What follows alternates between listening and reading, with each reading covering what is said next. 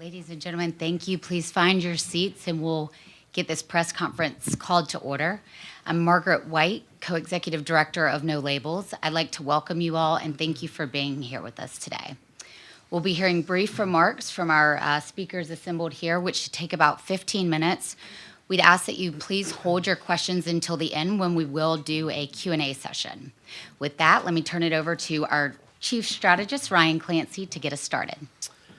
Thank you very much, Margaret. Thank you all for coming today.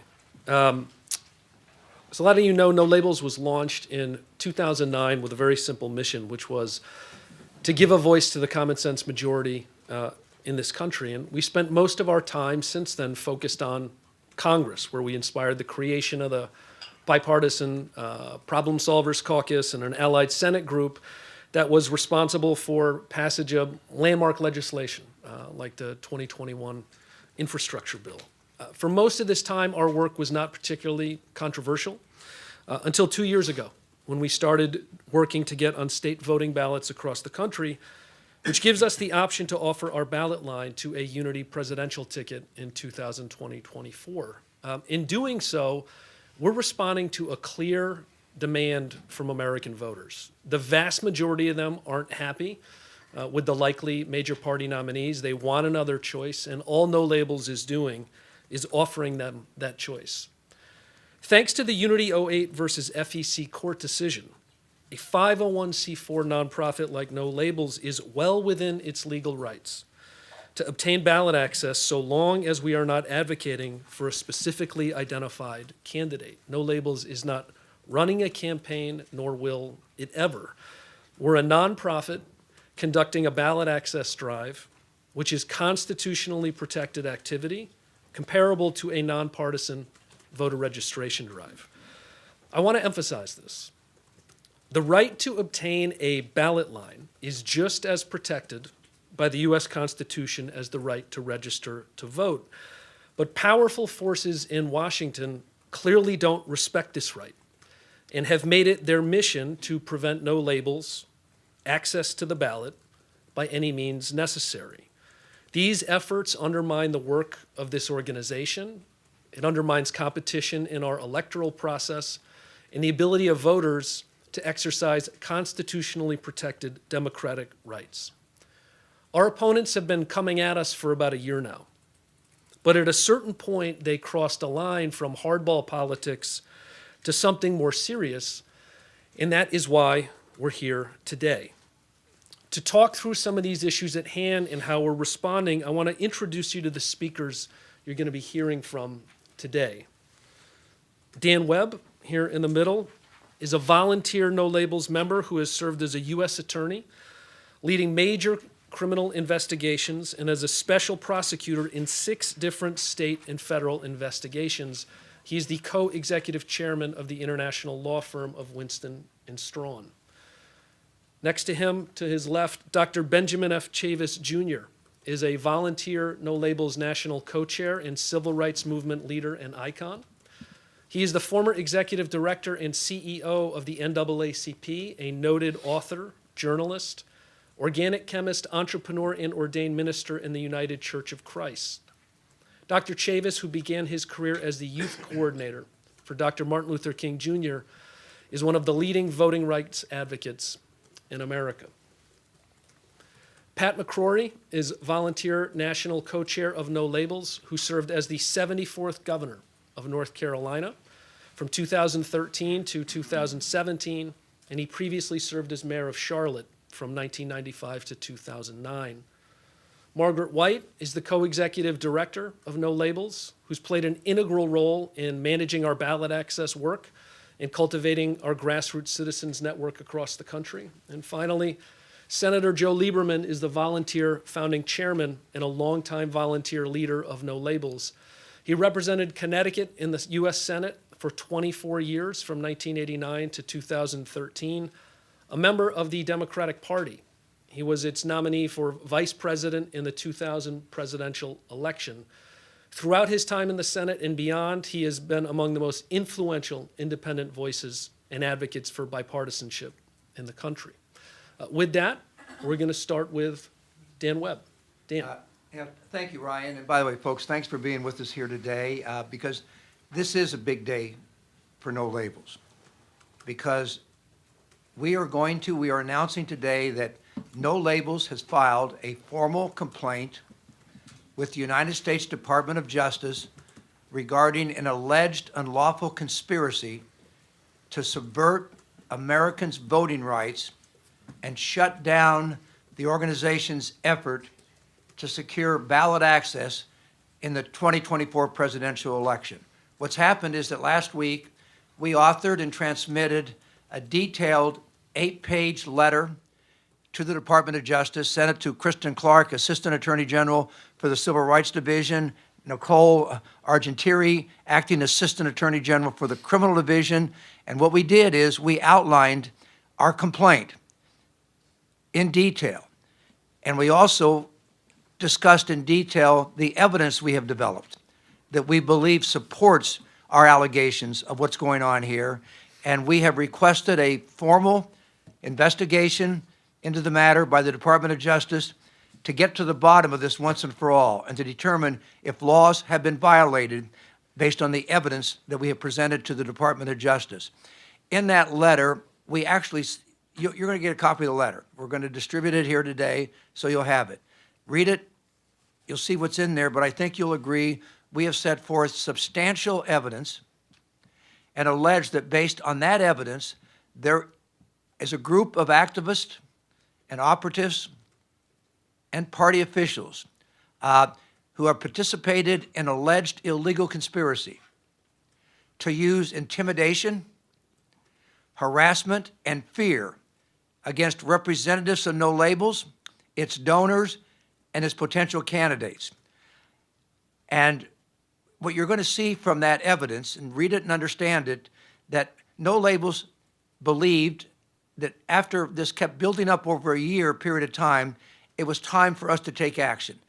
We'd been taking it a long time, and we decided it was time to fight back and go to the proper authority, the Department of Justice, let them see the evidence, and let them make a decision about what's going on here in subverting No Labels' right to get ballot access in this country and to deprive people of the right to vote for the choice that they want. Now, I will say that this conspiracy, sometimes there's been public evidence developed about it. Their tactics are becoming increasingly brazen.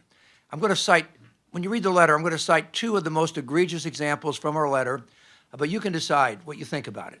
In December, the Semaphore news outlet obtained an audio recording of a meeting of the alleged co-conspirators in which one participant described how they planned to dissuade candidates from appearing on a No Labels presidential ticket. I'm going to read verbatim what they reported was said by the participant. Quote, through every channel we have, to their donors, their friends, the press, everyone should send the message. If you have one fingernail clipping of a skeleton in your closet, we will find it. If you think you were vetted when you ran for governor, you're insane. That was nothing. We are going to come at you with every gun we can possibly find. Elsewhere in the letter, we describe an event that occurred of how the No Labels co-founder, Holly Page, was approached by a representative of the Lincoln Project and told she had to walk away from No Labels. Ms. Page was told, you have no idea of the forces that are aligned against you. You will never be able to work in democratic politics again. You're going to get it with both barrels. The individuals and groups in question are probably going to contend, look, we were just engaging in political speech. They're going to contend that, but they're dead wrong about that because under the law that they can't do that. No Labels is a 501c4 organization conducting a ballot access drive. When you decide to launch a coordinated attack intended to threaten, create fear, or intimidate such an organization who is engaged in constitutionally protected activity, that conduct can violate a number of different federal criminal statutes that we allude to in our letter and have called to the attention of the Department of Justice. This includes a criminal law codified in 18 U.S.C. 241, which prevents individuals from conspiring to oppress, threaten, or intimidate anyone in the free exercise or enjoyment of any right or privilege secured to him by the Constitution or laws of the United States. That same statute, by the way, has been cited against Donald Trump in his felony cases. We believe it applies here as well, again, based on the evidence that we've cited to the Department of Justice. Another statute we cite is 18 U.S.C. 245B, which prohibits any individual from interfering or attempting to interfere with, among other things, voting or participating in or enjoying any benefit or activity provided or administered by the United States. So we allege in our complaint even that these efforts actually may run afoul of the federal extortion statute. That's section 18 U.S.C. 1951, which basically prevents any person from actually using wrongful fear and intimidation to secure a benefit for themselves, which in this case is the benefit they wanted to get us, to prevent us from getting on the ticket with the unity candidates. This statute, by the way, has been commonly used to prosecute all kinds of people, including business people, public officials.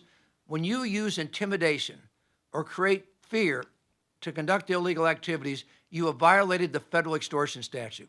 Congress actually has ruled that that conduct is so serious, it's actually incorporated in the federal racketeering RICO statute as being a type of conduct that can be prosecuted under the racketeering statute. And finally, these activities are alleged in our DOJ lawyer to likely represent violations of both no labels and voters' First and 14th Amendment rights. So make no mistake about it, the United States Supreme Court has upheld ballot access work that is being carried out by no labels as protected First Amendment activity. And so I want to be clear, this is not just about no labels and its staff. It's about the more than 1 million voters who have now signed petitions to get no labels on the ballot. It's also about the majority of Americans who want another choice for president. The truth is, under the law, no one, and I mean no one, has the right to wrongfully use fear, force, or intimidation or harassment to stop that choice from being offered to the American public. There's no question that once no labels has a ballot and there are candidates chosen to go forward to run, of course these groups have every right to campaign aggressively against that candidate. But what they cannot do is they cannot use force and intimidation and harassment to prevent us from developing a ballot access in the states so that a choice, a different choice, can be presented to the American public than is being presented today by President Biden and former President Trump. So we allege in our letter that this conduct, which we lay it out in some detail, we think it's illegal, and obviously it's up to the Department of Justice to decide that. But we actually believe the Department of Justice has an obligation to open a formal investigation into these activities based on the evidence we cited.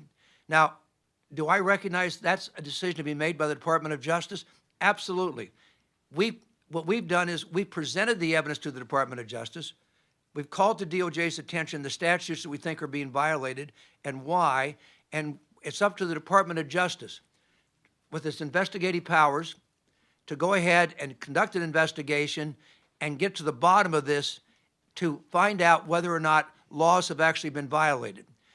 We think this type of investigation by DOJ is necessary because it will ensure that voters can be confident that leading into this election that their rights are protected, that if we want to get another choice on the ballot, and as you know, about 65% of the American public want another choice, we have a right to do that with a ballot access program, and this goes to our core electoral rights that are actually the foundation of our system of democracy.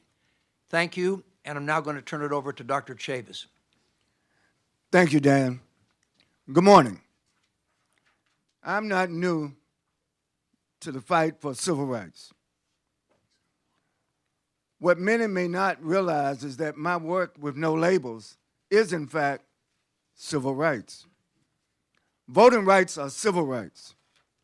and they are incumbent to every citizen of this nation. Not every citizen of a certain race, not every citizen of a certain party, but every citizen.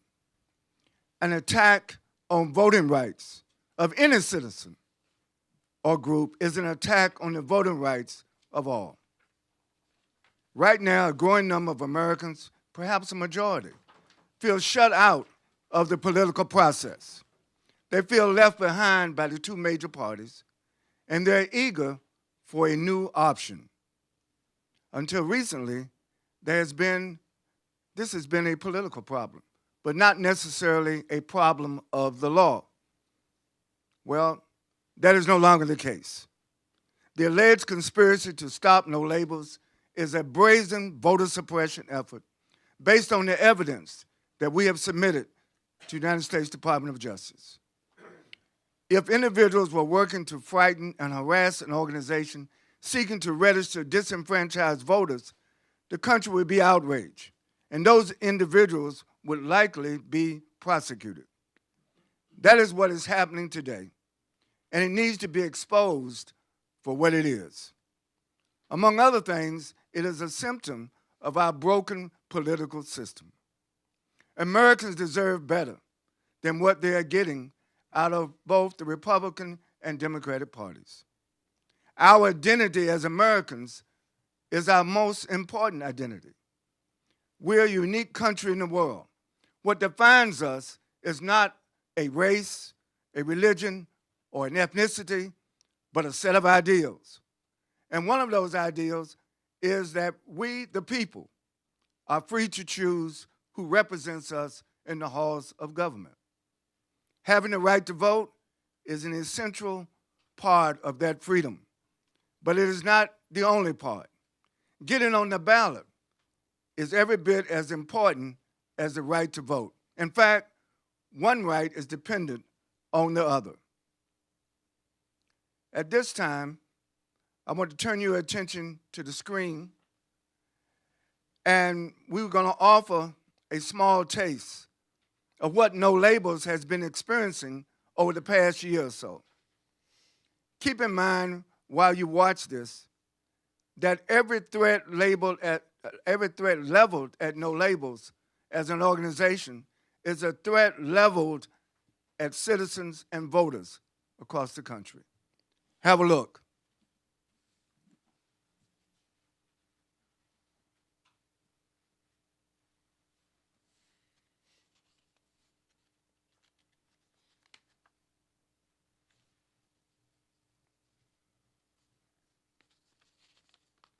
What's been going on for the last year or so is that different groups of people have been having meetings and planning out a strategy in which they are going to use intimidation, harassment, and fear in order to interfere and prevent No Labels from presenting a ballot and a unity ticket to the American public. I met with a longtime friend of mine who was there to deliver a message from the Lincoln Project that the forces aligned against us would make sure that if I continued with my work, I would never work in politics again, and that we would get it with both barrels. The Washington Post reported that top Democratic strategists, including current advisors to President Biden and former United States senators, met with former Republicans to figure out how to best subvert a potential third-party bid. They have been attacking No Labels on the web and on TV.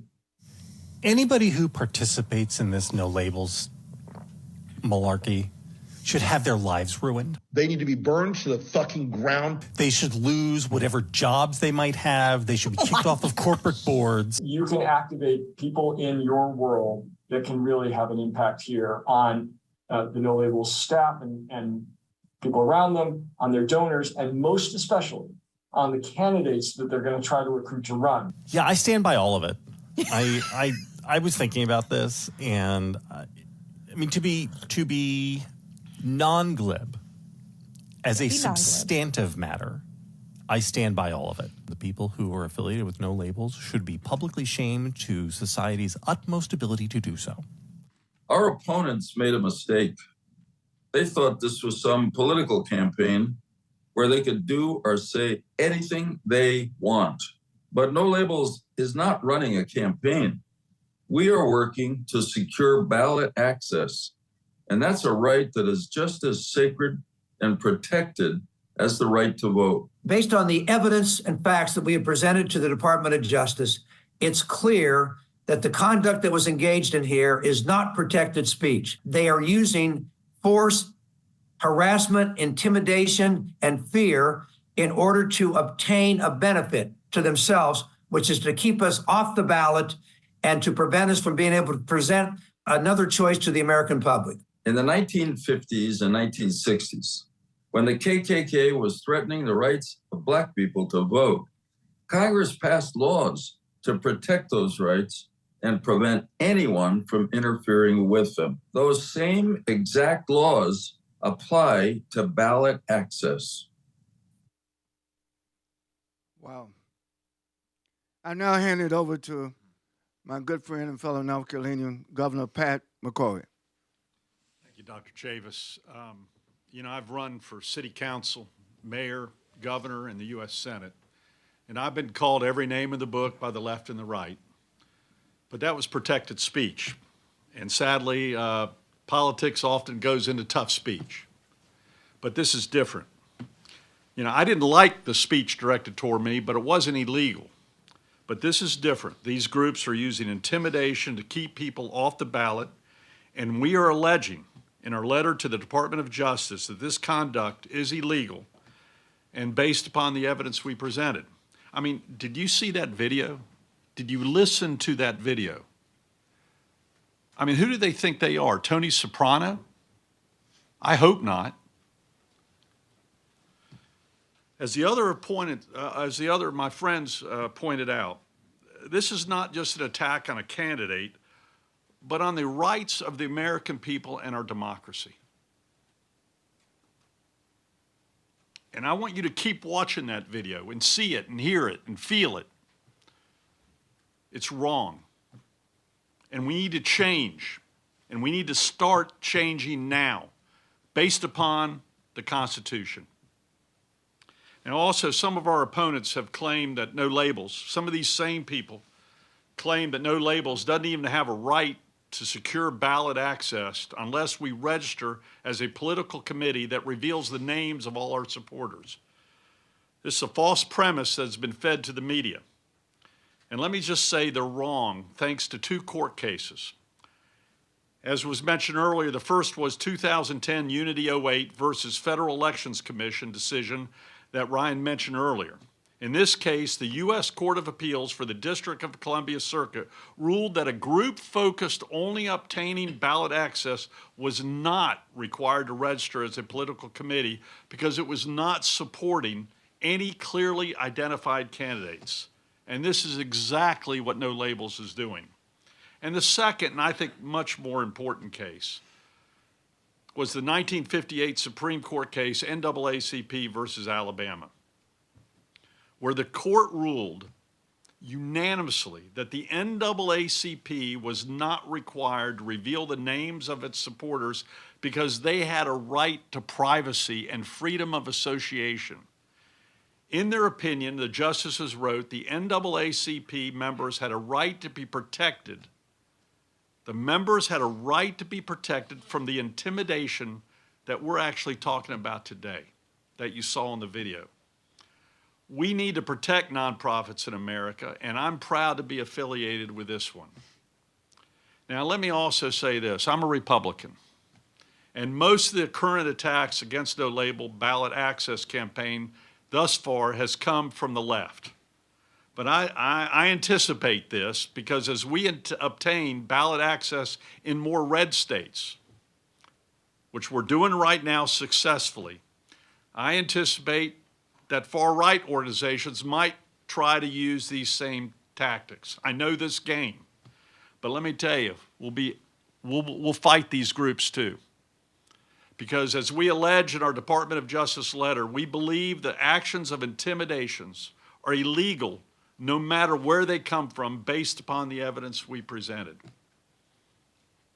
I'm proud of being a part of this organization and friends with every person at this table. And I'm glad we're taking this stand. It's now time to nip it in the bud. Margaret, thank you very much. Thank you, Governor.